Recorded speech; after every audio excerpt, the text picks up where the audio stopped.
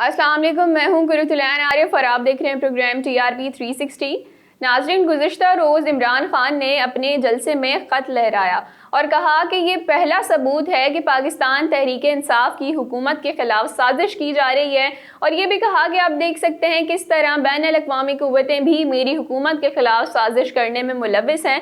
तो नाज़रीन, आखिर उस ख़त में ऐसा क्या था और इस ख़त की क्या तारीख़ है, इसी हवाले से बात करने के लिए हमारे साथ मौजूद हैं सीनियर सहाफ़ी और तज़कियाकार शब्बीर हुसैन। प्रोग्राम में वेलकम करेंगे। शब्बीर साहब, ये बताइएगा कि ख़त में ऐसा क्या था और इस तरह जलसों में ख़त लहराने की कोई तारीख़ है?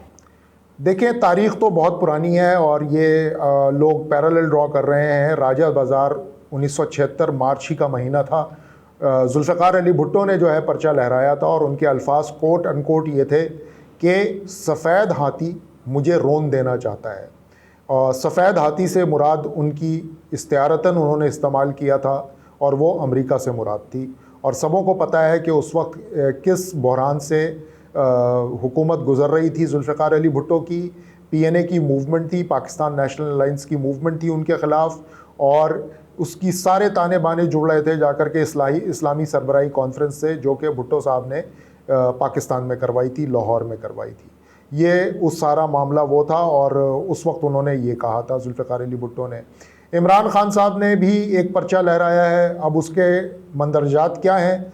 100 मुँह और 100 बातें। मैं भी आपको अपनी तरफ से जो है कोई भी डिटेल दे सकता हूँ। जो मुझे बावसूख ज़राए से पता चला है वो ये कि अमेरिका ने जो मदद मांगी थी लॉजिस्टिकल पाकिस्तान से अफ़गानिस्तान की इवैक्यूएशन के वक्त, उससे रिलेटेड कोई चीज़ है उस ख़त के अंदर, और उसके अंदर बड़े सख्त अल्फाज हैं जो अमरीकियों ने इस्तेमाल किए हैं। ये केबल्स हैं जो कि लीक हो जाती हैं कभी ना कभी और वो हुकूमत के दस्तरस में पहुंच गई हैं। तो बेसिकली ये है। अब वो कितना थ्रेटनिंग है, कितना ख़तरनाक है, इसकी डिटेल मुझे नहीं पता और ना ही मैं इसमें जाना चाहता हूँ। हाँ, हमें ये बात ज़रूर याद रखनी चाहिए कि जब वज़ीर आज़म, किसी मुल्क का वज़ीर आज़म एक ख़त दिखा रहा होता है और उसकी हुकूमत बिल्कुल एच पे होती है कि वो किसी वक्त भी आउट हो जाएगी, तो हमें इस बात को संजीदा लेना चाहिए। हमने आज से 46 साल पहले जुल्फ़िकार अली भुट्टो की बात को संजीदा नहीं लिया था। उसका इसी तरह मजाक उड़ाया गया था, गो कि उस वक्त सोशल मीडिया नहीं था।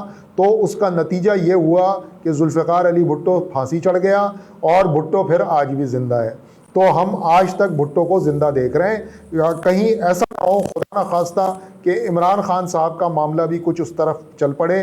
गो कि मुझे ज़ाहिर है कि लगता है कि अब दुनिया बदल चुकी है और सोशल मीडिया का दौर है, मीडिया बहुत बड़ा जो है प्लेयर बन गया है, तो ऐसा कुछ नहीं होने जा रहा। लेकिन इमरान खान साहब ने अपने इलेक्टोरेट, जो उनकी बेस इलेक्टोरेट है, जो उनको सुनने के लिए चाहे पेशावर से आई हो, चाहे चागी से आई हो, चाहे बलूचिस्तान से आई हो, चाहे कराची से गई हो, चाहे पंजाब के किसी दूर दराज इलाके से आई हो, उसको उन्होंने अपना मैसेज कन्वे कर दिया है। और उन्होंने उनके ज़रिए, उस जलसे के ज़रिए उन हलकों को भी मैसेज कन्वे कर दिया है जहां वो ये मैसेज कन्वे करना चाहते थे, पहुंचाना चाहते थे। तो ये कल का मामला था। तारीखी हकीकत बिल्कुल यही है कि 46 साल पहले रावलपिंडी के राजा बाज़ार में जुल्फ़िकार अली भुट्टो ने ख़त लहराया था, ठीक 46 साल पहले, मार्च 1976। और उसके ठीक 46 साल बाद मार्च 2022 इस्लामाबाद के परेड ग्राउंड में इमरान खान ने पर्चा लहराया है। अब उस पर्चे में जो भी है, लेकिन एक वज़ीर आज़म कह रहा है तो उसको संजीदा लेने की ज़रूरत है। शब्बीर साहब, ये बताइएगा कि क्या ऐसा मुमकिन है कि ओपोजिशन बैनुल-अक़वामी साजिश का आलेकार बन के इमरान खान की हुकूमत को हटाने की कोशिश कर रही है? देखें, ये सवाल बड़ा ज़बरदस्त है और इसके 2-3 पहलू हैं। चलें पहले पहलू पे गौर करते हैं। पहला पहलू ये है कि आज हम 2022 मार्च में बैठे हुए हैं। आज से ठीक एक साल या सवा साल के बाद इलेक्शन हो जाना है। मुल्क के अंदर अगर टाइम पे इलेक्शन होगा तो अगले साल अगस्त या सितंबर के अंदर इलेक्शन होने ही होने हैं। 2023 में बहुत से बहुत होंगे तो वो सितंबर या अक्टूबर तक चला जाएगा मामला। तो असम्बलियाँ अपनी मुद्दत पूरी कर लेंगी और इलेक्शन हो जाएगा। तो और उसके लिए ज़ाहिर है तैयारी जो है 6 महीने पहले से शुरू हो जाती है। तो हम प्रैक्टिकली समझ लें कि हमें 1 साल इस हुकूमत को, और अगर किसी ने अपोजिशन के पॉइंट ऑफ व्यू से देखना है तो 1 साल इस हुकूमत को बर्दाश्त करना है उन्होंने। तो जल्दी क्या है हिज़्ब इख्तलाफ को कि वो 1 साल पहले इमरान खान की हुकूमत को चलता कर देना चाहती है तहरीक अदम एतमाद के ज़रिए। आज तक अपोजिशन इस बात पे किसी को कॉन्फिडेंस में नहीं ले सकी कि वो 1 साल पहले, जो कि बिल्कुल कोई अरसा नहीं है किसी भी हुकूमत के लिए, वो उसको चलता क्यों करना चाह रहे हैं। ये बहुत बड़ा सवाल है जिसका जवाब ये पूरी मुश्तरका अपोजिशन नहीं दे पा रही। महंगाई है, चलें समझ लिया महंगाई है। लाकानूनियत है, चलें ये भी मान लिया लाकानूनियत है। बेरोज़गारी है, चले ये भी मान लिया बेरोज़गारी है। लेकिन इन सारे मामलात को लेकर अगर अपोजिशन एक पूरा मौक़िफ़ बनाए और अगले इलेक्शन में जाए तो इमरान खान को, अगर ये सारी बातें सच्ची हैं तो इमरान खान को बासानी शिकस्त हो सकती है इलेक्शंस के अंदर। लेकिन अपोजिशन को ऐसी क्या जल्दी है कि वो इमरान खान को वोट ऑफ नो कॉन्फिडेंस से हटाए और इमरान खान को पब्लिक की नज़र में, जो कि कल जलसे में देखा भी गया, दोबारा से हीरो बना दे। तो ये बात पे कन्विंस आज तक अपोजिशन नहीं कर पाई।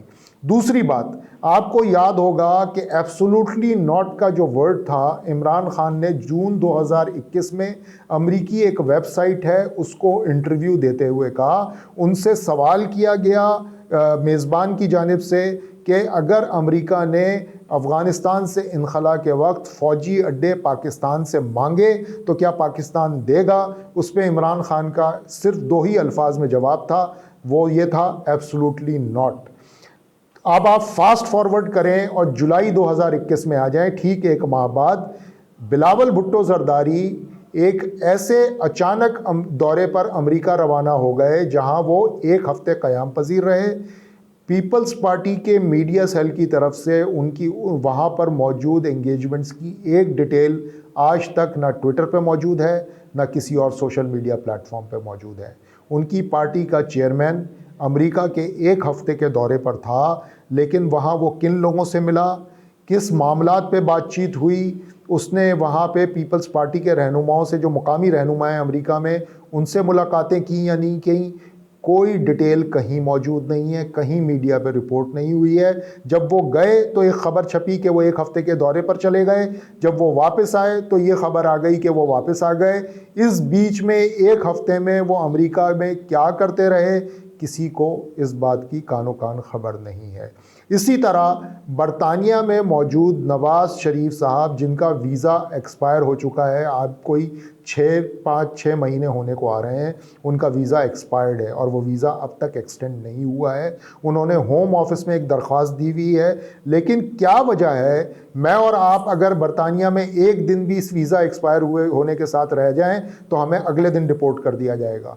क्या वजह है कि नवाज़ शरीफ साहब आज तक बड़े पुरसुकून अंदाज में लंदन की सड़कों पर घूमते फिरते नज़र आते हैं।